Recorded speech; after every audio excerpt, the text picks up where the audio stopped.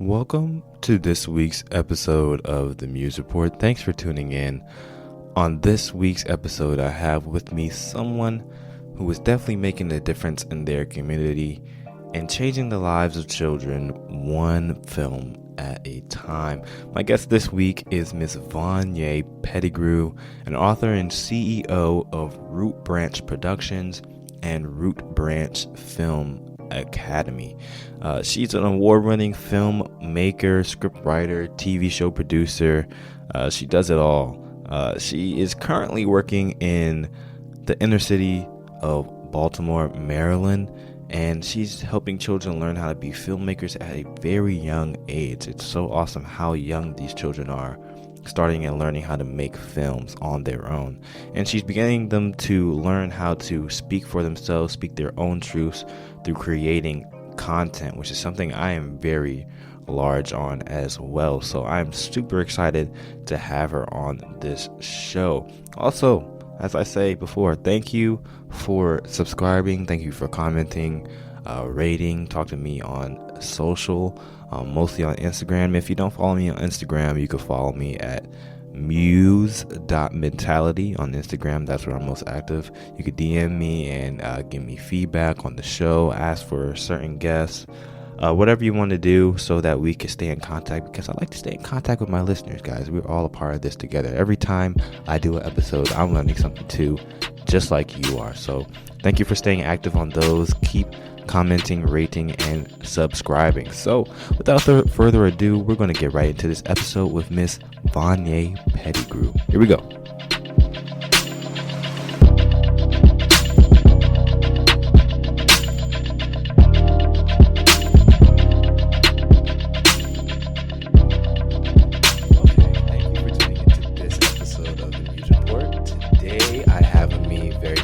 Guest, Miss Vonnya Pettigrew.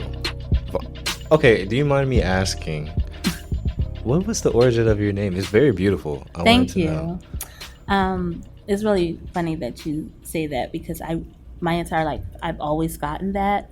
I mean, I don't care if someone's just calling me to telemarket or collect a bill. When I say my name, they totally go off script and are like, your name is so beautiful. There is a story behind the name. I think it's kind of a funny story. I was born in 1976. I've already just put my age out there. But the reason I'm telling you this is in 76, the concept of the ultrasound was very new still. Okay. And so my mother was told that she was having a boy. And so she had in mind a prepared boy's name. Those ultrasounds weren't very right. So she was going to name the baby Chad. My father's name is Clarence. My brother's name is Charles, and the next baby was to be Chad. Okay, that makes sense. Yeah. And so when she was in the hospital, her roommate was told that she was going to have a girl. And so they had the opposite, and so they swapped names. And so there's a boy or a young man now somewhere born named Chad. And so I took on the name that she was going to name her daughter, which was Vonnya Sabrina. Oh, okay. Wow. Where did she come up with that I don't know. I don't know. But I've been told that the name is both French and German.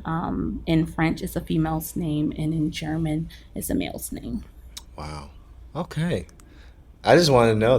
People ask me about my name sometimes too. Where did Clee come from? Right, so, right. I tell them it's a story, but it's my dad named me, and it's after an actor. So. Oh wow, very nice. But you are the CEO and founder of Root Branch Film Academy and Root Branch Productions. Mm-hmm. And when I was looking at what you were doing, I have to study all my people that I interview and everything. I was looking at the documentaries and everything on YouTube and the website and all that.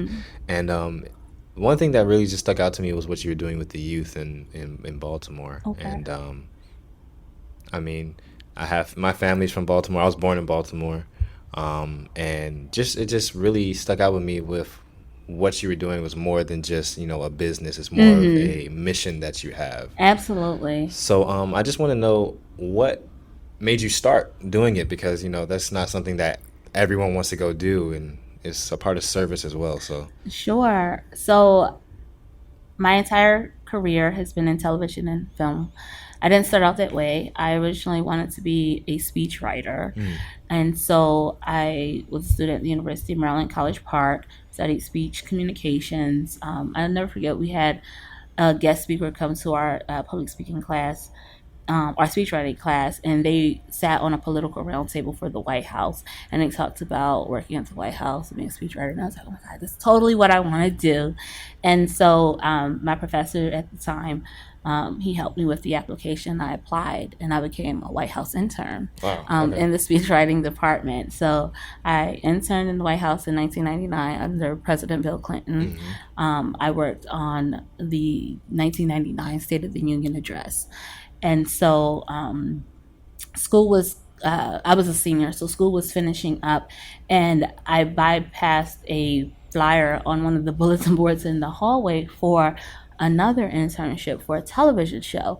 And I was like, oh, that sounds interesting too. So I took a look into it, and I applied, and I got that internship as well. Wow. And so it was a television show produced out of DC called America's Black Forum. And so some folks that are aged around me or older, they, I'm sure, are very familiar with this talk show program. It was kind of political news-like format. And I mean, some of the great African Americans in media were a part of this show. It was a political, like roundtable with panel commentators, and they included, rest in peace, Julian Bond, who's major civil rights activist. I mean, friends walked with Dr. King, Andrew Young, Jesse Jackson, like all of these guys. Juan Williams also was one of the contributing writers and producers on Eyes on the Prize, that documentary we all had to watch civil rights when we were in school. The one with the people getting hosed, that Eyes on the Prize. He's a part of that. Armstrong Williams, Deb Mathis, James Brown, JB, the football sports commentator. So it's like I was a youngster, like learning all of this like media heavyweights, and having the White House in my my toolkit. So I really got my start out in that whole DC Capitol Hill kind of area. But at that moment, from working on that show, I loved it so much that although all of my academic training was in speechwriting, I took what I learned and learned how to write scripts. Because as a writer, I feel like you can write anything. It's just learning technique and style. So you can write poetry, you can write books, you can write stories, scripts, speeches. It doesn't matter. You know how to write. Right. And so I took what I knew about writing speeches, and I learned how to write scripts.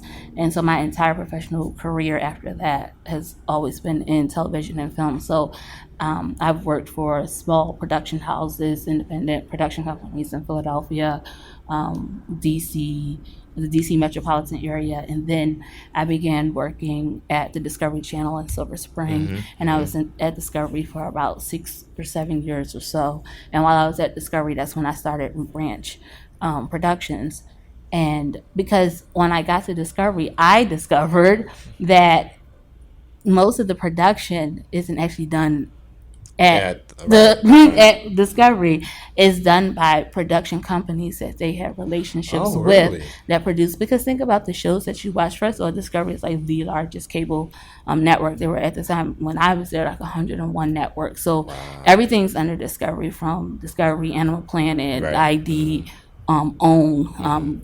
Oprah Winfrey's OWN is under the Discovery umbrella, and all of these networks are all under Discovery. I didn't even know that Discovery was that big. Oh yeah, and then there's like the Discovery BBC, so all the European versions of all of those same channels. So like I said, Animal Planet, TLC, like all those John and Kate, all of those are all Discovery programming, American Chopper, whatever. So in order to produce that much content, clearly is production companies all over the world that is producing content, and then they send it back to the network for airing and that sort of thing. So I kind of learned that once I got there. And I was like, well, I don't really need to work here. I need to start a production company so I could create original programming to, be aired by networks like a Discovery. And so that's what inspired me to start my own company. And while I was doing that, some personal stuff happened that led me to my mother became really, really ill back in Philadelphia. And so I made the decision to leave the company, to leave Discovery, and return to Philadelphia to take care of my sick mother. And so in doing that, I said, well, I have Root Branch, so let me really put everything all in and go and do it. Yeah. So I started picking up clients in Philly, and I was producing videos for like hospitals and schools and organizations, whatever. So I was doing this project for a school, and the principal of the school, she just kind of pulled me to the side and took note and said, "You do really well with children. Like, do you have children? Do you teach?" And I was like, "No and no." And she offered me an opportunity, a contract opportunity, to come and do a production media class for middle schoolers. And that was my first time actually teaching it to children. And I happen to be, I'm from Philly, so it was really nice to be doing something like this in my community, with children that were me once upon a time, And so I learned really quickly how to, create a lesson, because I remember I had all this stuff prepared and it took me maybe 20 minutes to teach it. And so it was like I had the rest of this 25-minute window with nothing to do. So I've, since have learned how to, create a lesson plan and, develop programming. And it went really, really well. And that same principal, she was so instrumental in teaching me the ropes of how school work, how that whole industry works. And she invited me back for 3 years in a row. So even though I lived back here in Maryland at some point, I still returned to Philadelphia to keep up with that particular program. But that was the beginning of creating the model. And so I took what I did there in Philadelphia, pitched it and introduced it to Baltimore City Public School. They loved it. We became a vendor with Baltimore City Public School, and now our program is offered in school in Baltimore, Washington, D.C., Prince George's County, the Archdiocese of Baltimore, Montgomery County. Like, we partner with so many schools and organizations following our Film Academy model. Is the school year round? As far as the Film Academy? Yes. So we are either offering programming during the school day as like their enrichment. So or their elective, instead of a student taking, say, gym or art or music, they would take filmmaking with one of my instructors. Or we offer programming as an after school program. We offer weekend and holiday breaks. So we do programming, some winter breaks, some spring breaks, and right now we're on summer camp mode. So we're in the thick of summer, and we're currently running 9 summer camps right now. Do you mind if I close the door? It's a lot of stuff. Okay, that's what I had to do. You kind of answered my other question, though. I was going to ask, because you were doing lots of things in the Washington metropolitan area, University of Maryland, and then coming to do your thing at Capitol Hill, and then going from there to the TV program was also based out of DC, right? And I was going to ask, well, how did you get to Baltimore? Are you from Baltimore? But you said you're from Philly, which is also an interesting dynamic coming from, because the cultures, even though they're both so close, they're completely different. Very different, but very alike. When I'm in Baltimore, I definitely feel like I'm at home. But so what brought me to Baltimore, I was, again, I started coming all the way to Discovery. So I was living in Prince George's County in that like Laurel area. And I came across a program. The program doesn't exist anymore, but it's called WEB, Women Entrepreneurs of Baltimore. And basically, to apply to be in the program, you pitch your business idea to them. And if they pick you and they like it, they invest in you to take you through like this 11-week course, and then you come out of it with a business plan and startup funding and all this kind of thing. So I did that. They really found my concept of starting a production company really interesting and unique, even though I wasn't a resident of Baltimore. But getting my footprint started in Baltimore through them, once I actually launched the business and filed for starting the business, I was looking for an office. And so, of course, like you said, I did a lot of work in D.C., so I looked at property in D.C. and I looked at Baltimore, and it just didn't make any sense. Like, where I lived, I was literally 20 minutes both directions, but for the cost of, one Right. thing in DC Yeah. would be like a closet for an Yeah, office. exactly. And then in Baltimore, it's like I got an upstairs, downstairs, and, all kinds of stuff going on. So I was like, yeah, I'm going to go ahead and, Yeah. plan I'm our gonna roots go up here. in Baltimore. And also because the program helped me get started, it connected me with so many resources in Baltimore through like banks and other women businesses. And My goodness, I was doing construction out I know. outside. Well, we're in the city, Yeah. so take it as net sound. Oh, that's coming It's from like a outside. cart or something outside. Okay. Well, hopefully the listeners will understand. We Right. are at Howard University, and we are in the thick of, where are we? No. Yeah, we're on the main Northwest. street. Yeah. So please deal with the city noise a little Yes, bit. But it's natural sound. But yeah, so that's what brought me to Baltimore, and Baltimore received me well. It's one of those things. I got my start in Philadelphia, but I didn't boom in Philadelphia. It was when I got somewhere else.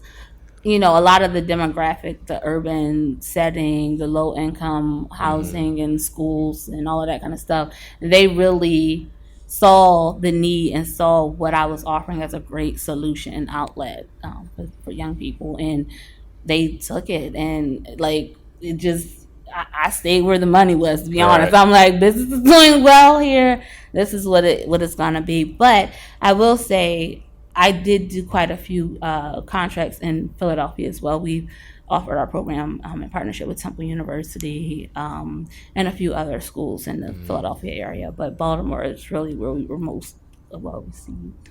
That's good. I definitely think that Baltimore needs something like what you're doing. So I really love it. I really like what you're doing with that. So you referred to your love for writing, which was, I guess, your first love. And you wanted to be a speech writer and things like that. And then you went to script writing and things like that. And you still write to this day. So I was doing my research, and I saw the book that you wrote. You wrote two books. One is a children's book, and the other one was a short book that you wrote about a business. So I tried to get the book. I tried to get the book on Kindle, but it wasn't. It was just letting me get the sample. I was trying to read the whole thing. Right. But the name of the book is 11 Lessons Learned in 11 Years in Business. Yes. So we don't have time to go through all 11, clearly. But could you give me maybe like top 3 of lessons that you've learned in your time in business? Yeah. So I started Root Ranch in 2006. So this year we're actually 12 years in business. And I really have been trying to think of a really cool branding strategy that I'm still going to do before the year is For the out. 12 years? For the 12 years. And honestly, the one thing that keeps ringing in my mind, we've all seen 12 Years a Slave. And I'm like, 12 years of Root Branch. But it's not a negative thing, but that's just, it really speaks volume to the truth of what entrepreneurship is like, And I like it. I mean, I just do. I'm like, maybe I'll play up the 12 years of Root Branch. Before you get to the tips, the name Root Branch. Ask about your name. Where did the name Root Branch come from? Okay, that's a great question. So Root Branch is a real place. Root Branch Road is in South Carolina. It's my family's property. So my grandparents were from the South Carolina. And I mean, I don't have to give you a history lesson, but African American families in the South, they've inherited land or acquired land, and a part of that, they keep the land in the family and they pass it on. So I have quite a few lineages of land in the South because my last name is Pettigrew. So on my father's side, all of the Pettigrews, we have homes and land space on Pettigrew Lane. Oh, okay. And so, or Pettigrew Road. I think it's Pettigrew Lane, Pettigrew Road. But then on my mother's side is where Root Branch is. And then on my mother's father's side, we also have land called Marston Lane. But anyway, Root Branch Road is a real place. It's my mother's mother, so my great grandmother's. My grandmother's family side. And so my mom's siblings, they own homes and stuff all on Root Branch Road. And when I was coming up with a name for the company, I contacted the elders of the family to ask their permission if they thought it would be okay, and they were like, yeah, sure. And here it is, like I said, 11, 12 years later, and it's a really successful business. And they're like, oh my God, you put Root Ranch on the map, like literally. So they're very proud, and they're really, excited. And I actually have another relative on the road who started a seafood business called Root Ranch Seafood. So, wow, yeah, so we be representing. But yeah, so it's a real place, and it's really interesting because in Baltimore there is a school called Roots and Branches, so when people hear my name, they either think that, or because I'm also in media, they think I write for The Root, which is under Washington Post. Okay. Now, sometimes that helps me get in. I'm like, okay, whatever. But no, we're Root Branch Productions and Film Academy. So yeah, that's where the name comes from. But back to the tips. So I wanted to do something to commemorate 11 years, and I thought it was catchy. 11 lessons learned in 11 years in business, and I jotted down just a few of those tips that really stuck out with me. And if I was to pick maybe my top 3, one would be celebrating your wins. That's such a huge tip for an entrepreneur because I have a lot of wins, and I don't say that boastfully. I just say that because we do good work, we are acknowledged for it, we win awards, and there's always someone's always kind of singing our praise, if you will, for the work we're doing, but we don't do it for form, fashion, or for fame. We just do, we in the trenches doing the work.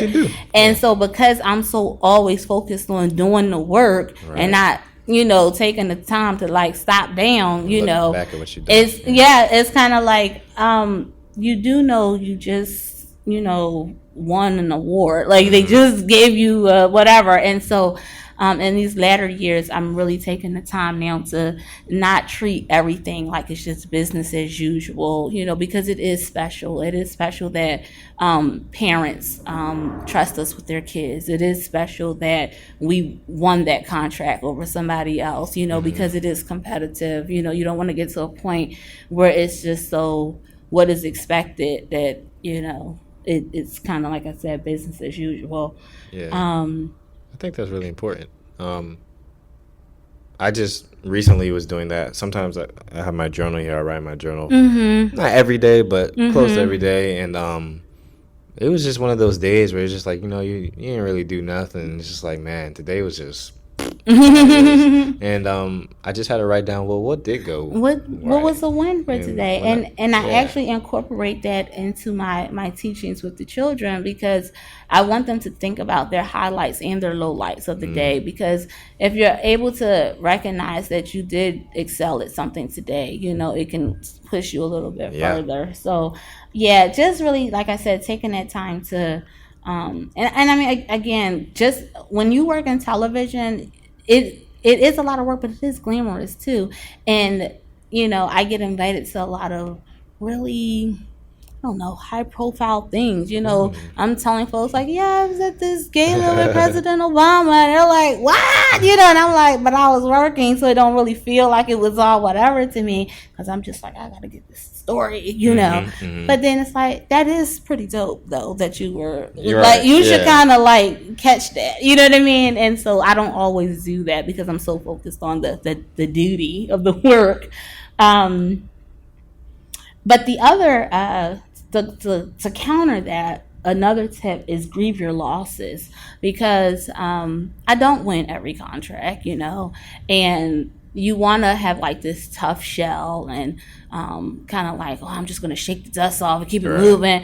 When really I'm balled up in the corner crying because I'm like, oh my gosh, we did not win. What are we going to do? Like, we suck, and then you're like super hard on yourself. So you want to find kind of like a healthy way to still grieve your losses, because you do need to put respect on that as well, because there can only be one winner. Like, you know what I mean? So it doesn't mean that it wasn't great. Doesn't mean you weren't good. It doesn't mean you weren't good. Only one could win. And, you know, and as, again, somebody who does production, I have to look at it like when I'm doing auditions or casting. You got all these people that come out who are amazing, but you are looking for something in particular. So that job, that position is only going to the one. Right. So that's another tip that I just really wanted to let sink in on the inside.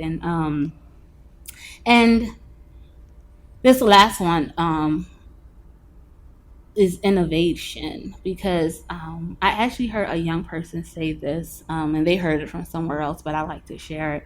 And it says, it's a quote: to be remembered, you either need to be the first to do something. These are the people to remember: the first, the best, or someone who did it differently.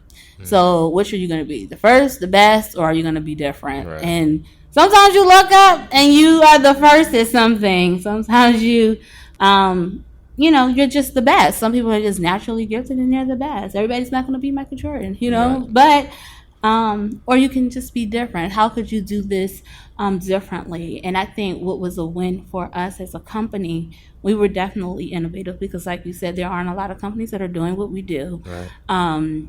There are in Baltimore quite a number of youth media organizations and programs. However, at the time when I came on the scene, no one was working with children as young as we were.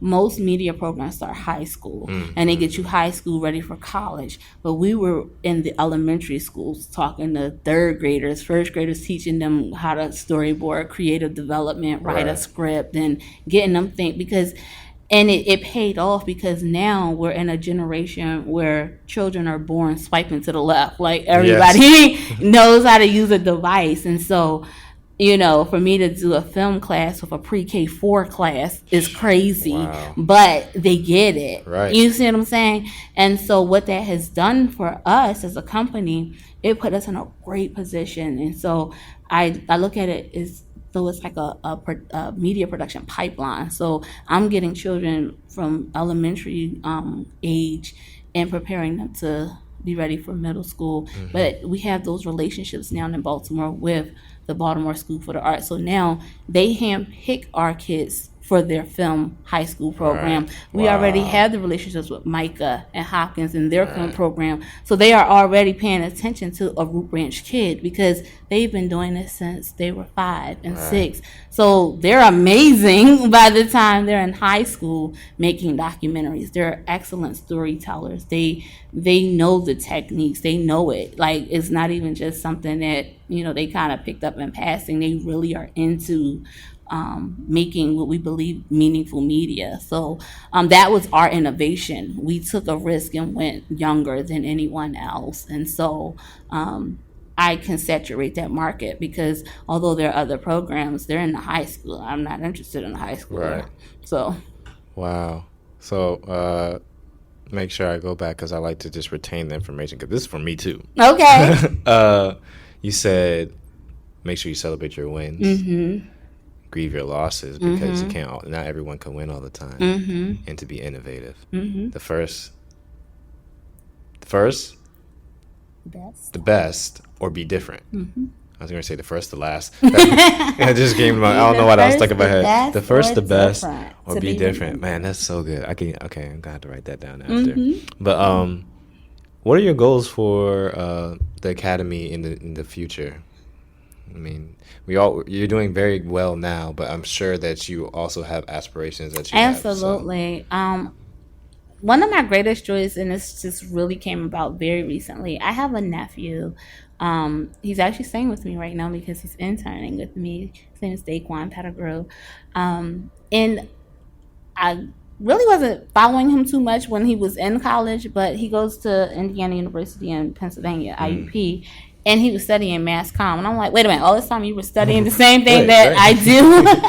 And I never really knew that. Every now and again, he'll ask me a production question or whatever, but he's such an amazing scholar when it comes to schoolwork. So he did his own thing.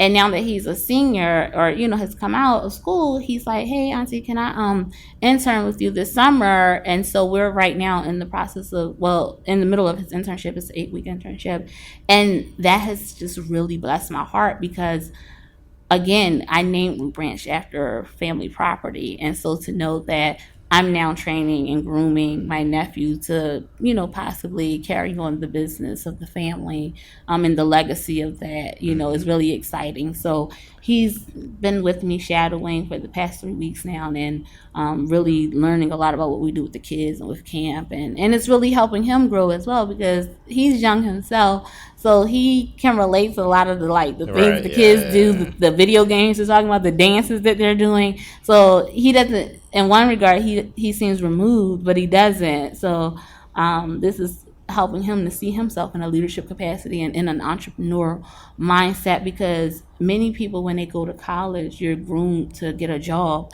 but this is grooming him to carry on family legacy. So I mean, that would be my ideal goal, to be able to get the company to a point that is in a stable enough place that he can carry the torch forward, and I can go on vacation and just be fabulous writing in the Hamptons.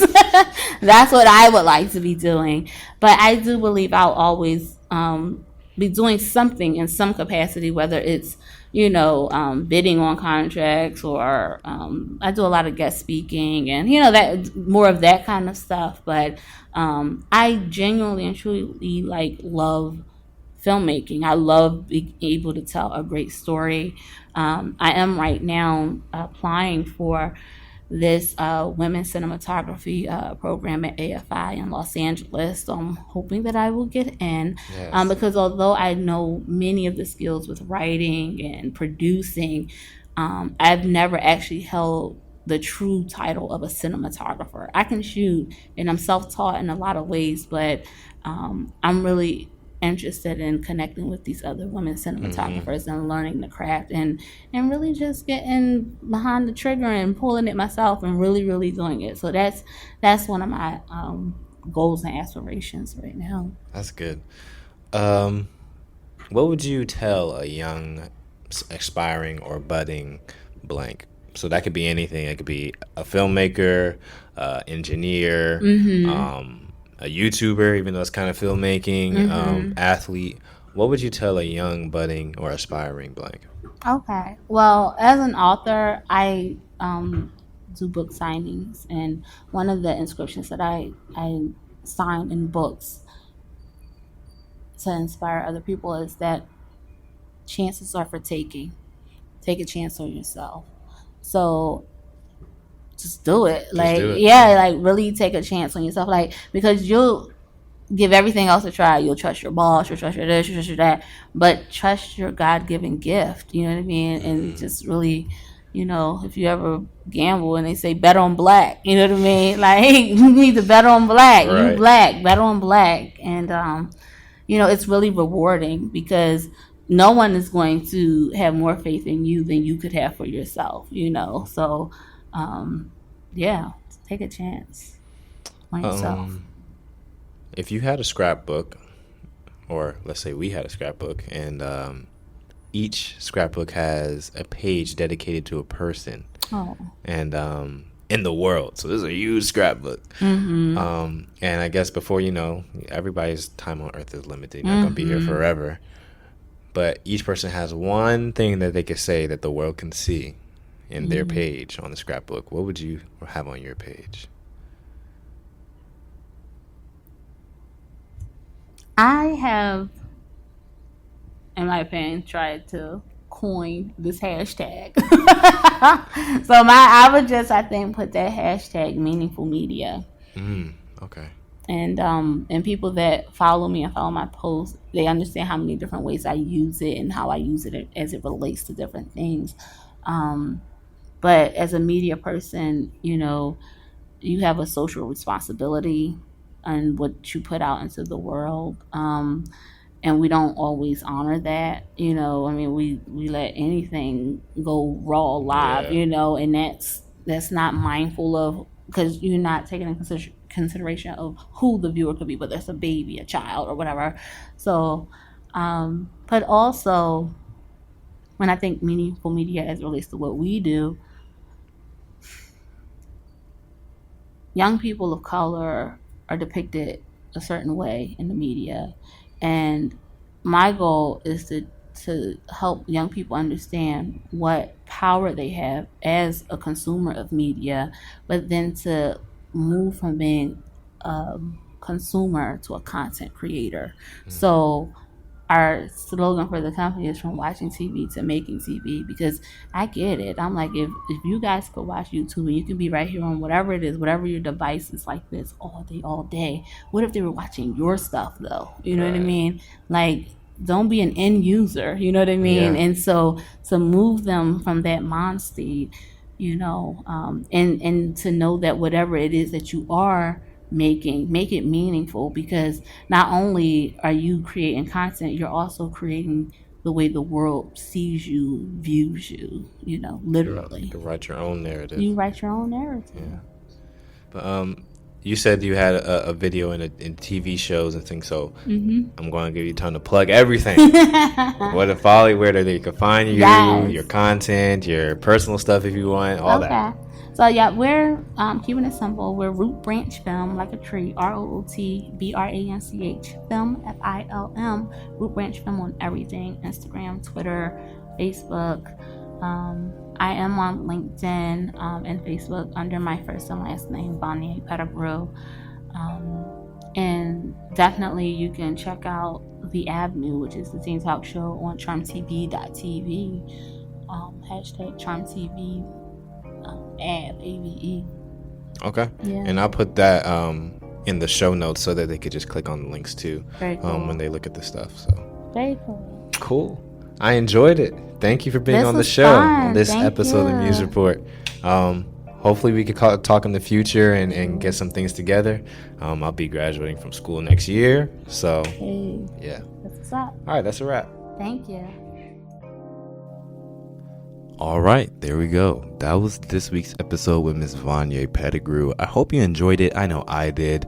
The things that she's doing with her company and academy is just absolutely outstanding. I congratulate her on all the accomplishments they've had already and the ones that they are definitely going to have in the future. I hope you learned something, took something away. There were lots of good nuggets in there that I soaked up and I had to write them down after I got home in my journal. So I hope you were doing the same thing. Write these things down so that you can start applying them as soon as the show is over, and get something new every week. Thanks guys for tuning in on this week. I have another special guest up for you next week. I've been doing a lot of interviews lately, so stay tuned, and thank you for tuning in, and keep making your muse a reality every day.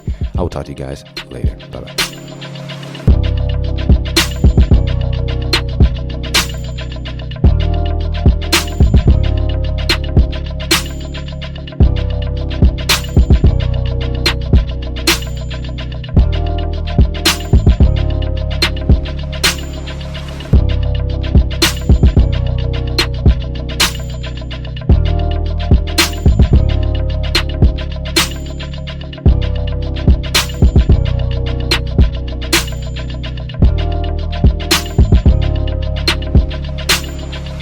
Hey guys, Clee here. Thanks so much for listening to the Build Your Vision podcast. I hope you enjoyed this episode. I would think you did if you stayed all the way to the end. The best thing that you could do to help support this show is by sharing it with somebody. By you just taking a few seconds to recommend this show to somebody, you are making a huge impact, not only on the success of this show, but possibly on that person's life.